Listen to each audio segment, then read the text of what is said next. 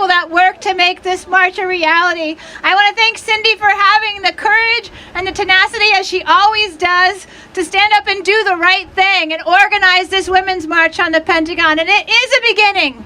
Are we ready to rise up? Yes. Are we ready to say that you can't be feminist without being anti-imperialist? All right, so one person said, I've seen so many people that I know here today, and it's been really exciting. And one person said, it's like a reunion, a family reunion, a coming together again. And that's what it is. We're rallying and we're marching together. And it's important that we continue to do this. I'm excited because this fall, we're seeing a real resurgence of the anti-war and anti-imperialist movement in the United States. And we need it, right?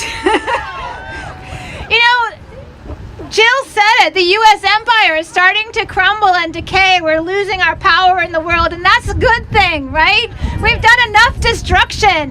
But the Pentagon knows it. They issued a report called the Post-Primacy Report, and you know what their answer is to failing power? More money, more weapons, more intelligence, more security state. Are we going to allow that to happen? No, because the only way we're going to turn it around is if we turn it around. So I'm so excited that you're here. I'm going to stay with you through this. We're going to continue to fight this war machine and demand a peace economy, demand that in the United States we recognize imperialism in all of its forms and we oppose it in all of its forms, and that we have to say loudly that it's time for people in the United States to respect the sovereignty of all peoples and all nations and stop interfering in them. So I'm going to turn it over to Kevin. Thank you so much for being here. Thank you all for being here. I just want to mention two things. First, I am so happy to see this women's advocacy for peace growing. This is the beginning of a campaign. I'm so glad that Cindy and the other organizers are saying this is not the end, this is the beginning. We need women's voices for peace. Nikki Haley does not represent women in the United States. Hillary Clinton does not represent women in the United States. Condoleezza Rice does not represent us.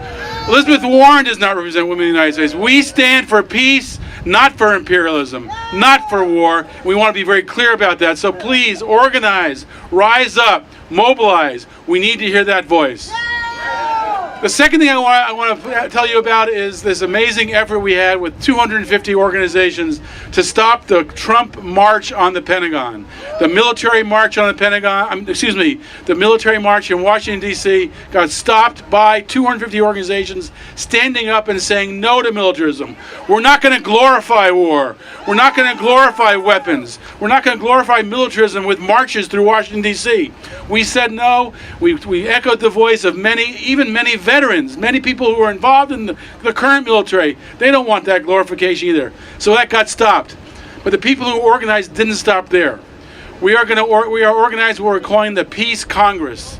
The Peace Congress is taking the place of the Trump military parade. A Peace Congress on the same day, November 10th, Washington, D.C. You can find out about it on Popular Resistance. You can find out about it at NoTrumpMilitaryParade.us. On November 10th, we're going to get together. It's going to be an assembly of peace activists to decide where we go from here. What are the opportunities for the movement? What are the obstacles? What are our long-term and short-term gains? We want to end war at home and abroad. So please put that on your calendar, November 10th. Come to Peace Congress, visit NoTrumpMilitaryParade.us, PopularResistance.us. Join us and let's build the anti-war movement. Thank you all very much for coming.